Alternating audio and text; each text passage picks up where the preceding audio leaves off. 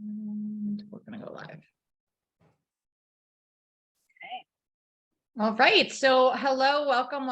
It is so nice to be here on this lovely Wednesday in January. We have Meghan with us. Super pumped. It's been quite a few months since I've seen you. So welcome to the group. It is so nice to see you. Happy New Year. Yeah, Happy New Year. So Meghan is over on the other end of the country, over in Iowa, and she came into the yoyo method in April and has little kiddos as well. Yeah. How old are they? They're 1 and 4, 2 and 4, 2 and 5. Yeah.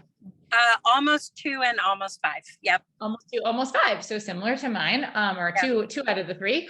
And so let's just dive in and, talk a little bit about your experience. This time last year. Okay. So you came in April, you joined the yoyo method in April. Where were you over the winter? Where were you in January, February, March, of 2022? Struggling. So I've always been someone I've tried all kinds of diets before. And so last year, I think it was probably March when I started kind of following your page and trying to decide what would be something that isn't just a diet to plunge into, but something that would be more encompassing for me. So I checked out a couple of different platforms in that time. So yeah, trying to find something that was not just a diet. What were your biggest challenges at that time?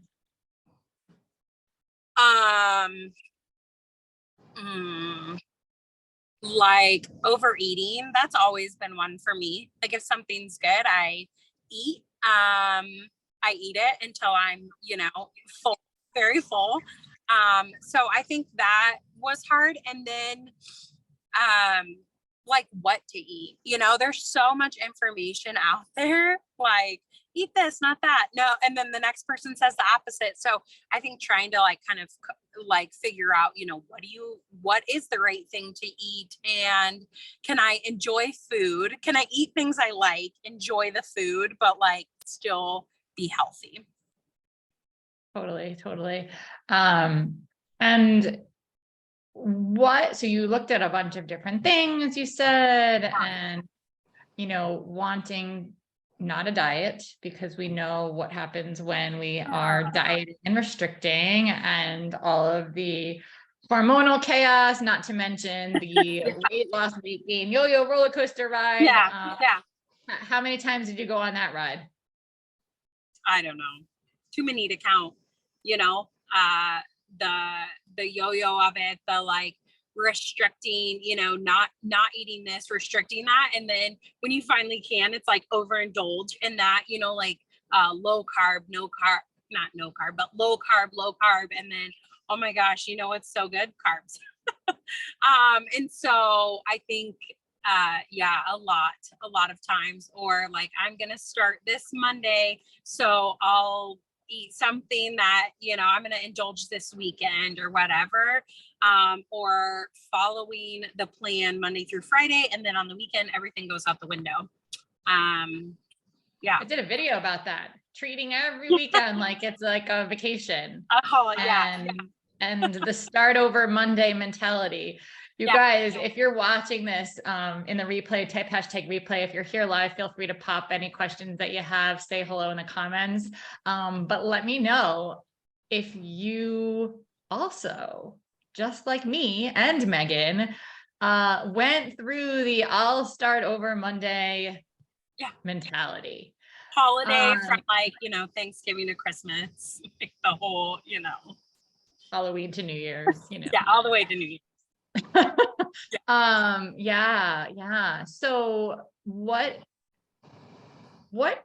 made you join the yoyo method as opposed to all these other things that you were looking at, in terms of why, your particular needs, your particular goals and challenges? I watched one of your videos about the 3 like the 3 habits that you establish. I think that's what it's called. Something, there were like 3 things. And I feel like the things that you said just really resonated with me. And again, the fact that it wasn't I'm going to give you a diet plan to follow and like follow up with that. It was more about like just a very holistic approach. And then I applied for, I think I was maybe on vacation even. I applied for the scholarship, and I was like a runner up for one of your scholarships at the time. And so I was like, this is a sign, like this is, I should do this. So yeah. Awesome. Well, congratulations on that. It was really just a pleasure working together. I loved seeing you show up at coaching calls and working together. How was the experience for you? Like, what were your biggest takeaways, your aha moments, your wins, your successes? Yeah. I don't know. There were so many things. So I think the one thing for me is that it was such a realistic amount of time. So it was like, I'm going to invest in myself fully, and like this program for this length of time. I think I had 14 weeks, but in the beginning it was like 12 weeks, but it ended up being 14, I think, when I joined. And so it was like, I'm going to do this wholeheartedly. And then I mean, that's later, but it's kind of it's continued for me. But in the beginning, like the reset was such a big thing for me. That was so good for me. I know there were other people in the group who were like, I already know what to eat and blah, blah, blah. But for me, the reset was so good because not only was it like really focusing on the foods that I put in and how I felt, but it was like really a mindset reset for me. Like every day is insane with a full-time job and kids and just like all of the chaos of life. And so it was a time, it was like 10 days, that's no problem. I can do anything for 10 days. So it was this time where it was like, I'm really digging into myself and things that make me feel good, like encompassing self-care into that. I remember like you talk about baths. I'm like, I don't know the last time I've taken a bath. And it was so nice. I was like, I'm going to do this and I'm going to do it right. So that was so good. And then again, it was like no caffeine and really focusing on like the things that I eat. And then, kind of figuring out, for me, prep was a huge thing. That was a huge aha. If I don't prep, it like goes out the window. So for me, taking the time to prep, it is like, I prep my lunch in 5 minutes in an evening. It's so easy. But if I don't do it the night before, I'm not doing it in the morning. And so that has just become my pattern. And so for me, the prep part was big, like figuring out what to eat, but then also I can't just have all the things. They have to be ready to consume for me, or prepping our meals so that way we don't throw a frozen pizza into the oven because it's so much easier to do that. But yeah, figuring out like how to prep and when to prep and all those things. Those are big things for me. And also looking at like, what are my feelings behind like overeating? Why do I do that? And really just like being comfortable with that discomfort, I guess, like looking at that and knowing. And I think when you like dive into it and the reason why, it's so helpful. And a big thing for me was the scale. So and we talked about this because there were several other people at the same time who, different, but similar in the way that like, I was so nervous because to me, if I don't meet this set weight, I'm going to feel defeated and not good about myself, and knowing that there were all these negative feelings. So for a long time, it was like, I'm not going to do it. I'm not going to weigh myself because it's not about the weight. It's about all of these other things. And weight loss has happened, and that's been like a huge benefit and what I wanted as well. But that wasn't the like, I feel like when in the past, when I've dieted and stuff, I've been obsessive about my weight. I mean, like weighing myself every single day, obsessive.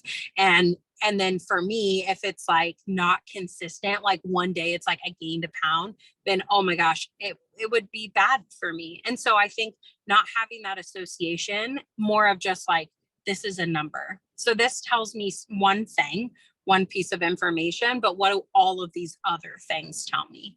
You know? I love that you talk about the scale. I think that's a really hard one.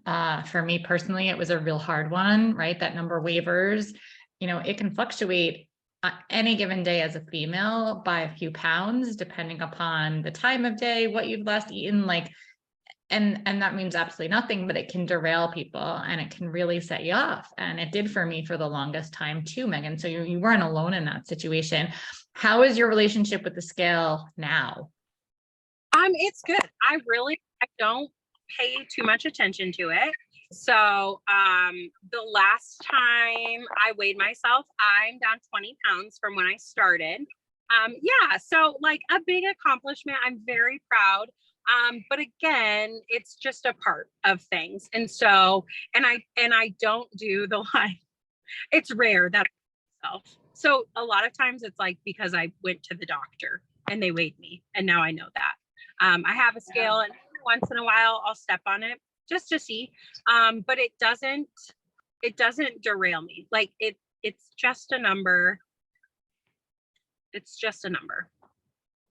That's like an amazing transformation, just that alone, right? I mean, the weight loss that you're looking for and that you've continued to lose weight since you've graduated the program is really amazing, right? And we just got through the holidays. So, we could have been having this conversation with, a year ago, and we could have been talking about how the holidays were so derailing and how, we put on 15 pounds during the holidays and all of these things. And I always say, and I've said it through the holidays, it is my favorite season to work with women. I didn't get to work with you through the holidays, but you did have the skills. And that's great. How were your holidays? They were good. They were really good. And so like my kind of things for the holidays is whenever I go somewhere, I try to bring something that I know I'm going to like. And that's like more of a nutritious dish. I think I shared the one that I bring time is like this wild rice stuffing.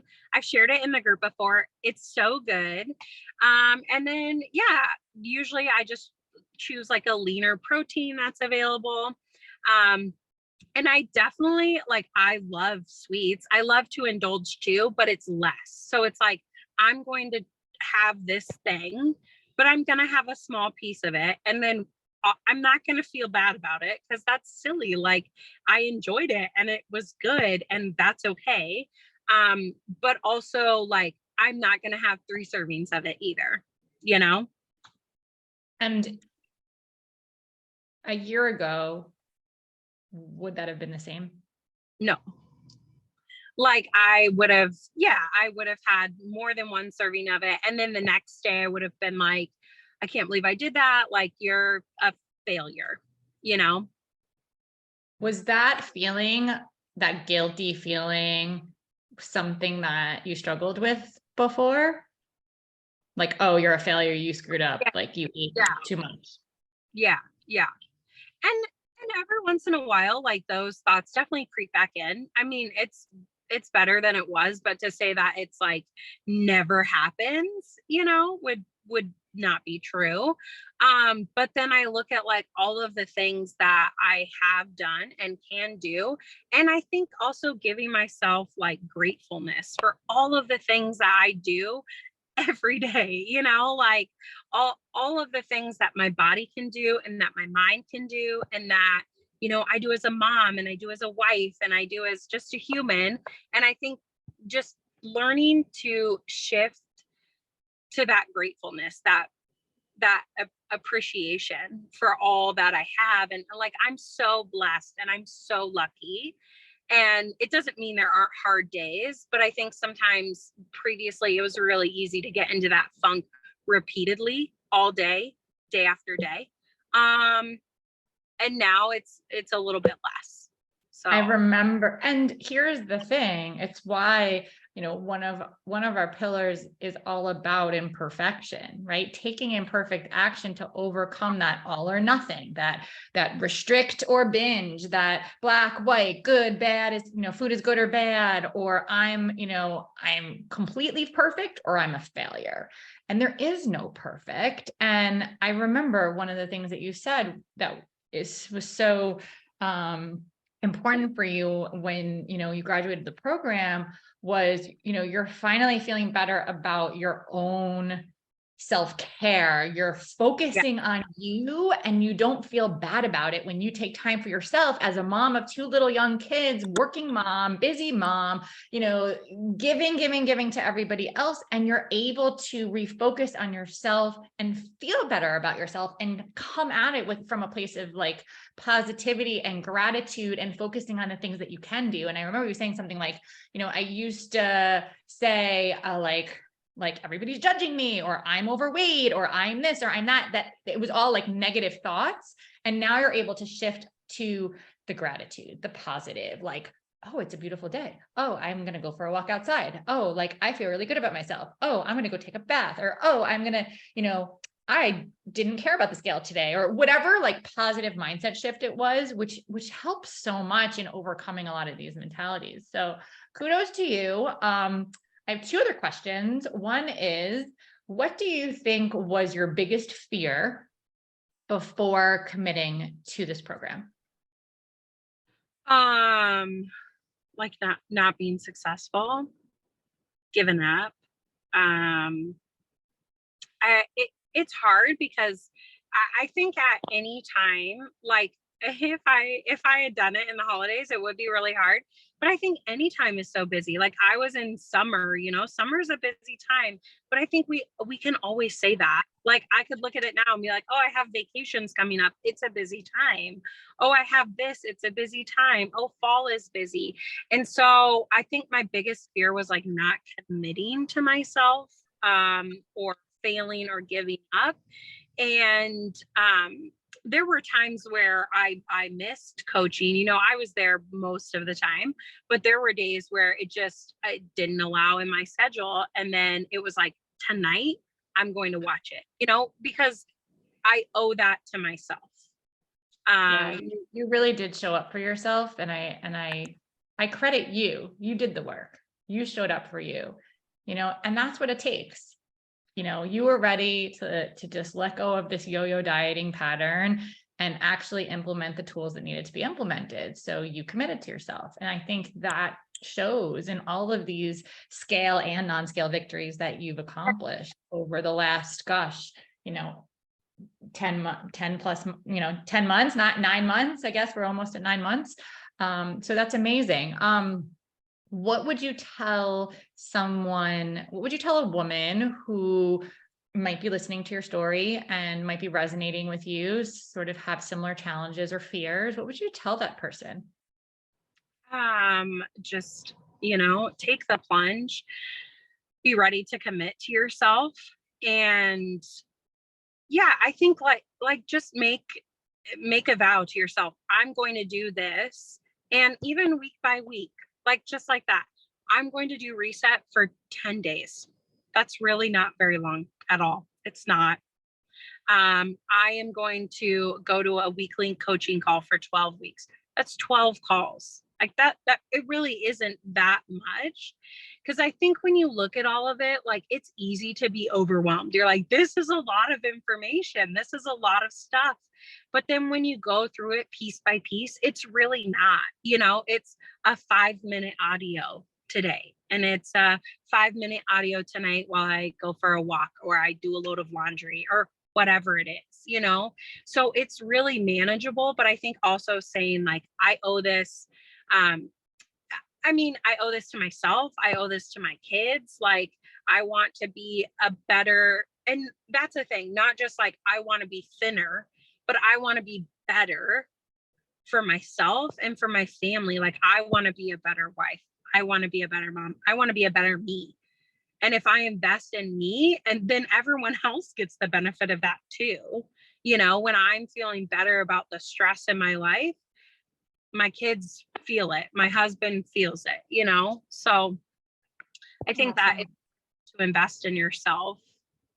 Amazing. Amazing. Well, I am so grateful for you. Speaking of gratitude, thank you so much for sharing your story and being courageous and vulnerable to be able to share this with, other women who also, maybe going through similar things. And congratulations on all of your success. It is awesome. Keep up the great work. Continue to do the work, right? It's never ending practice.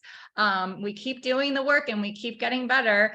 It's a lifestyle change, and it's habits that we build over time, and you're doing that, and it's great, and I'm super thrilled. So it's such a pleasure to see you, Meghan. Thank you so much for being here, and we'll talk soon. Okay.